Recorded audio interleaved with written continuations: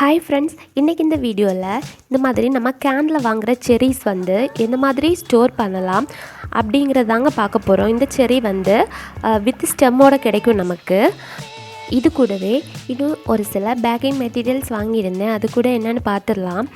பாருங்கள், இந்த மாதிரி கோல்ட் அண்ட் சில்வரில் ஃப்ளாக்ஸ் வாங்கியிருந்தேன். வந்து ஒவ்வொன்றும் 160 rupees. இது வந்து கேக் டெக்கரேஷனுக்கு நம்ம யூஸ் பண்ணிக்கலாம்.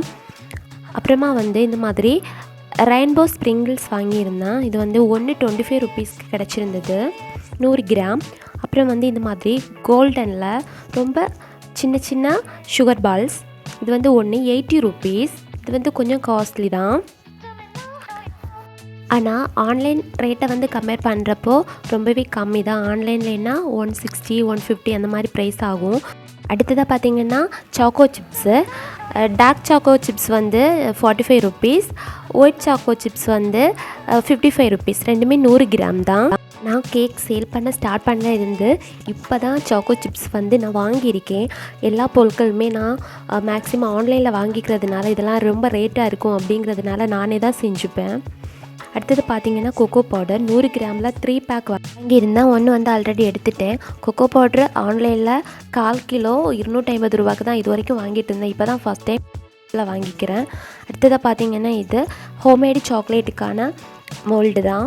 இதுலேயுமே 2 டிசைனில் வாங்கியிருந்தேன். ஒன்று ஃப்ளாரல் டிசைன், இன்னொன்று இந்த மாதிரியான சிம்பிள் டிசைன் தான். ஃப்ளாரல் டிசைன் வந்து 120 rupees, இது வந்து 90 rupees.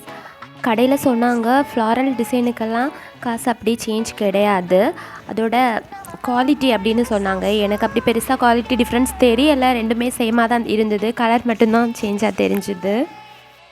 எப்படி இருந்தாலும் ஆன்லைனில் கம்பேர் பண்ணுறப்போ வந்து நமக்கு ப்ரைஸ் வந்து ஷாப்பில் ரொம்பவே கம்மியாக தான் இருந்துச்சு. அடுத்ததாக பார்த்திங்கன்னா ஐஸ்டிக் தான் வாங்கியிருந்தேன். இது வந்து ஃபேன்சி ஸ்டோரில் தான் வாங்கியிருந்தேன்.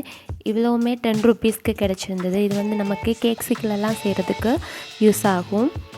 இதெல்லாம் ஏன் நான் சொல்கிறேன் அப்படின்னா, பிகினர்ஸாக இருந்தீங்கன்னா உங்களுக்கு என்னென்ன திங்ஸ் வேணும் அப்படிங்கிற ஒரு ஐடியா கிடைக்கும், யூஸ்ஃபுல்லாக இருக்கும் அப்படிங்கிறதுக்காக தான். அடுத்ததாக பார்த்திங்கன்னா கராண்டா செர்ரி தான். இது வந்து 1 கிலோ பேக்கு, 1 கிலோ வந்து 240 rupees. அடுத்ததாக பார்த்திங்கன்னா இந்த மாதிரியான ரெட்செரி வித் ஸ்டெம், இதான் ரெட்செரி வித் ஸ்டெம். இதுவும் இப்போ தான் ஷாப்பில் ஃபஸ்ட் டைமாக வாங்குகிறேன். இதோட ரேட் வந்து எனக்கு சரியாக ஞாபகம் இல்லை, செக் பண்ணிவிட்டு ஸ்க்ரீனில் கொடுக்குறேன். இப்போ இதை ஓப்பன் பண்ணிடலாம். இது ஓப்பன் பண்ணுறது ரொம்ப கஷ்டமாக இருந்துச்சு. ஒரு கத்தி வச்சு இந்த மாதிரி ரொம்ப கஷ்டப்பட்டு தான் அதை வந்து நான் கட் பண்ணி எடுத்திருந்தேன். பார்த்திங்கன்னா இதில் வந்து இந்த மாதிரி சிரப்போடு தான் இது நமக்கு கிடைக்கும். இந்த சிரப்பை வந்து நம்ம யூஸ் பண்ணிக்கக்கூடாது. இதை ஓப்பன் பண்ணுறப்போ பார்த்திங்கன்னா கையை வேற கிழிச்சிருச்சு. இப்போ வந்து இந்த சிரப்பை வந்து நான் இன்னொரு பவுலில் வந்து மாற்றிட்டு இதை எடுக்க நல்லாவே ட்ரை பண்ணி பார்த்தேன். பட் அது வரல. அது வந்து ஸ்டெம்மோடு இருக்கிறதுனால அது வந்து தடுத்துட்டு இருக்கும், நமக்கு வெளியே சீக்கிரம் வராது. இருந்தாலும் இன்னும் கொஞ்சம் அதை கட் பண்ணிவிட்டு நான் எடுத்து பார்த்தேன். அப்போ கூட இது மாதிரி ஃபுல்லாகவே அது வரல. அப்புறம் நம்ம அந்த ஸ்டெம்மை பிடிச்சி ரொம்ப இழுத்து எடுக்கவும் முடியாது. அப்படியே எடுத்தோன்னா ஸ்டெம் மட்டும்தான் நம்ம கையிலையே வரும். ஸோ இந்த மாதிரி முடிஞ்ச வரைக்கும் எடுத்தேன். அதுக்கப்புறமா வந்து இன்னுமே கொஞ்சம் கூட நான் அதை கட் பண்ணி எடுத்ததுக்கப்புறமா தான் இது எடுக்கவே முடிஞ்சுது. பார்த்திங்கன்னா நம்ம இதை இந்த சிரப்லையே நம்ம இதை வந்து ஸ்டோர் பண்ணிக்கவே கூடாது. தனியாக நம்ம எடுத்து மாற்றி தான் வந்து இதை ஸ்டோர் பண்ணிக்கணும். இந்த சிரப்பு வந்து நம்ம வெளியே கொட்டிடலாம், நமக்கு தேவைப்படாது. கேக் ஐசிங்க்கெல்லாம் இந்த சிரப்பை வந்து யூஸ் பண்ணிடாதீங்க, அது வந்து டேஸ்ட்டு வந்து நல்லா இருக்காது. ஸோ அதுக்காக தான் இந்த கேன் வந்து ஈஸியாக கட் பண்ணி எடுக்கிறதுக்கான ஏதாவது டிப்ஸ் இருந்துச்சுன்னா கமெண்ட்டில் சொல்லுங்கள். அது ரொம்பவே யூஸ்ஃபுல்லாக இருக்கும்.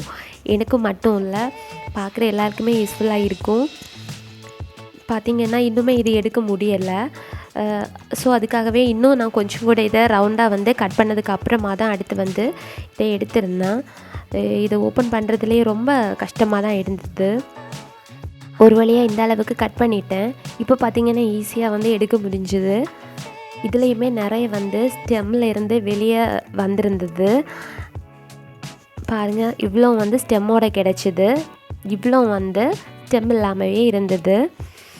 இப்போது இந்த மாதிரி ஒரு ஏர் டைட்டான கண்டெய்னரில் ஃப்ரிட்ஜில் வச்சு நம்ம ஸ்டோர் பண்ணிக்கலாம்.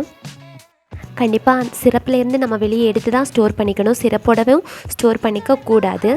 இந்த வீடியோ உங்களுக்கு யூஸ்ஃபுல்லாக இருந்துச்சுன்னு நினச்சிங்கன்னா கண்டிப்பாக நம்ம சேனலை சப்ஸ்கிரைப் பண்ணுங்கள், லைக் பண்ணுங்கள்.